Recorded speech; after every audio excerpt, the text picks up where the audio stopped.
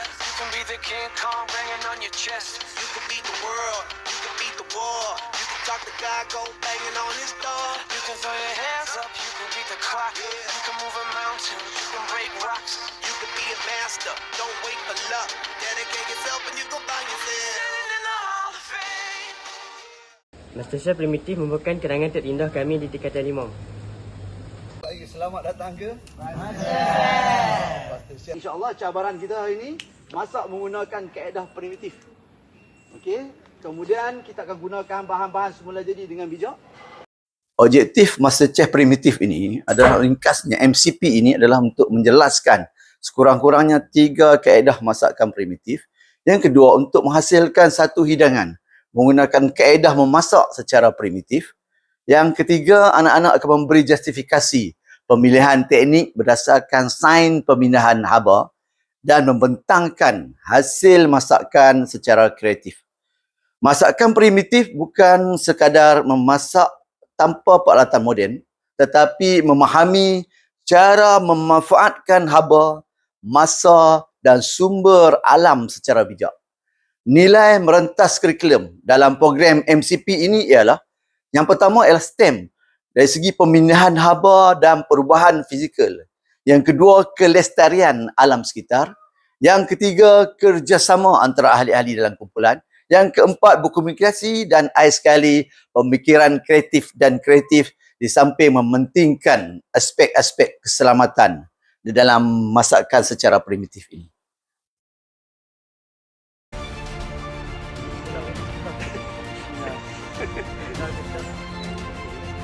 Yang tu. Afiq boleh ni ya. Okay, kita lihat Afiq masakan Afiq. Wow.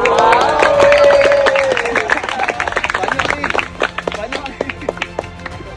Agak-agak boleh masak lah.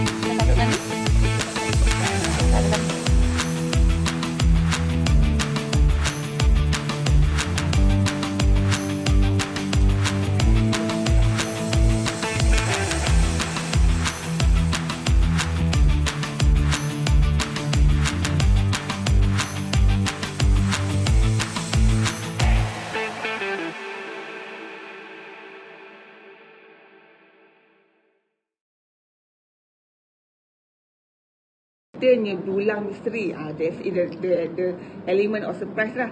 Okay, di mana murid-murid menunggu-nunggu apa bahan masakan yang akan mereka terima untuk MasterChef ini. Okay, kemudian Tuan Pengetua menerapkan elemen simulasi iaitu MasterChef. Okay, di mana yang mewujudkan elemen keseronokan ataupun fun learning dalam PDP. Okay. Di side itu, Tuan Pengetua juga memandu murid untuk menguasai kemahiran ikhtiar hidup. Itu dinamakan masakan primitif. Di mana membakar telur dalam tanah, merebus ubi kentang dan ubi keledek, dan juga memanggang roti. Okey.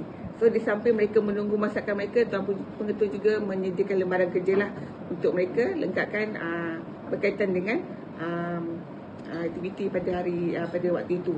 Okey, dan yang the best part sekali rupanya ada pertandingan. Okey, di mana pengiktirafan dan anugerah seperti kumpulan terbaik. Okey, di mana ia memberi dorongan emosi dan motivasi yang tinggi kepada murid. So hasil daripada PDP ini kita dapat melihat pelibatan yang aktif lah, 100% pelajar murid bekerjasama dan berkomunikasi serta dapat menyiapkan masakan mereka pada masa yang ditetapkan. So tahniah cikgu, harap aktiviti ini dapat diteruskan lagi untuk meningkatkan kecemerlangan dan kemenjadian murid kita. Sekian, terima kasih.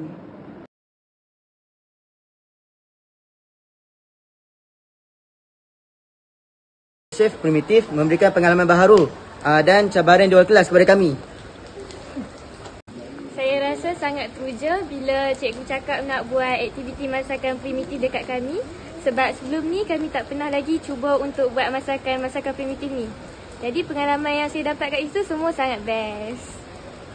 Rasa masakan primitif ni sangat menarik sebab saya dapat mengetahui cara orang dulu masak. Best. Saya rasa sangat seronok bila saya try buat masakan primitif ni sebab bila saya dah berjaya buat tu, saya rasa kumpulan saya mampu untuk menang. Maksudnya program ni sangat menjadi. MasterChef Primitif merupakan kenangan terindah kami di tingkatan 5.